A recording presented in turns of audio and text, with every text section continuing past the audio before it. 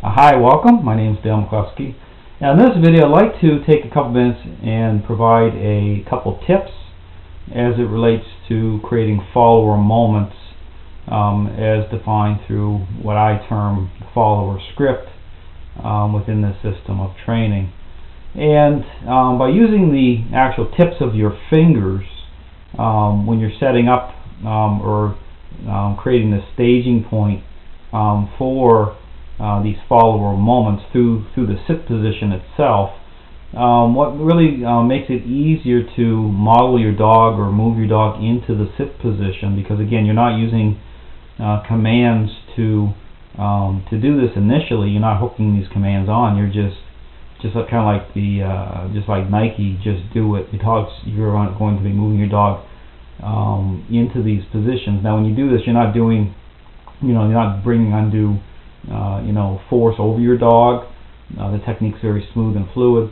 But what we're following is we're communicating through relational connection. I mean, the dog actually kind of knows your movements, so to speak, your physical movements before they even happen, through how your mind is engaging, how that connection's happening. So, believe it or not, I mean, communication's happening. So, the idea here is to bring your dog into the sit position, so you can start to bring influence over the mind and create these follower moments. And this is where, again, you're going to focus on a couple seconds where your dog is going to be in a calm follower state of mind, and the head's going to turn in. But again, to actually create the sit position, I mean, it can be difficult, especially with using, with a larger dog, if you're just trying to use the flat of your hand, because the flat of your hand represents more kind of force against force. I mean, if there's resistance there, you can lock in, but it just makes it more difficult. What you want to do, in the kind of secret to being more successful with these techniques, is to focus on, again, using the tips of your fingers to engage your dog at the physical level. So when you're doing it, though, you're not driving your fingers in to hurt your dog. You're not making it so it's going to be painful to your dog.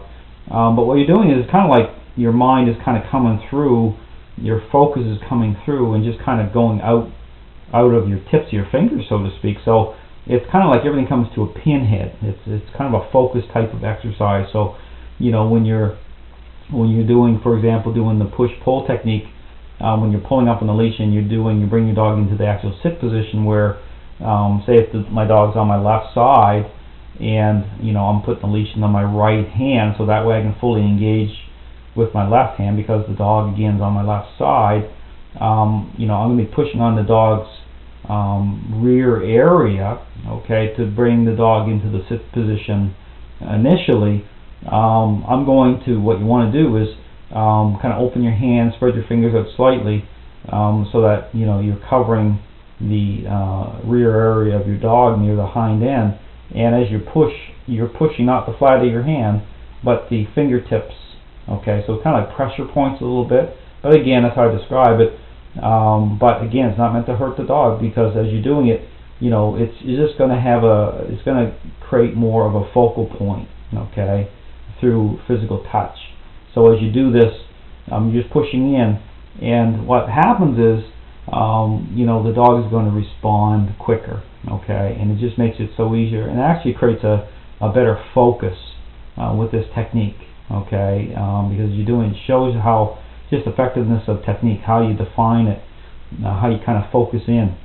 And that's why when you do it, that's why a person that's not a very big person, would be very small stature physically, can have enormous power just from how they present the technique by using, say, the tips of your fingers. And this is where, too, when you're creating a moment, it doesn't have to necessarily be defined through the push-pull technique or the leash flexing technique. Say if you're in a vehicle and you want to create a moment, just pushing the tips of your fingers against your dog's side. But again, not ramming them in, not triggering aggression. It's done in a way it's through connection. So it's done in a way that these interplays, how they happen. You're focused on your dog's state of mind. So There's times that I want to nudge the dog's mind to create a somewhat of a moment, a follower state, to help bring the mind through you. Then just by pushing the fingers in to the dog's side a little bit, just like a nudge, will be effective with creating moments. But again, when you get into this, you get comfortable with doing it, it's understanding it's connection. So it's just like a way you do it. It's how you focus in on it.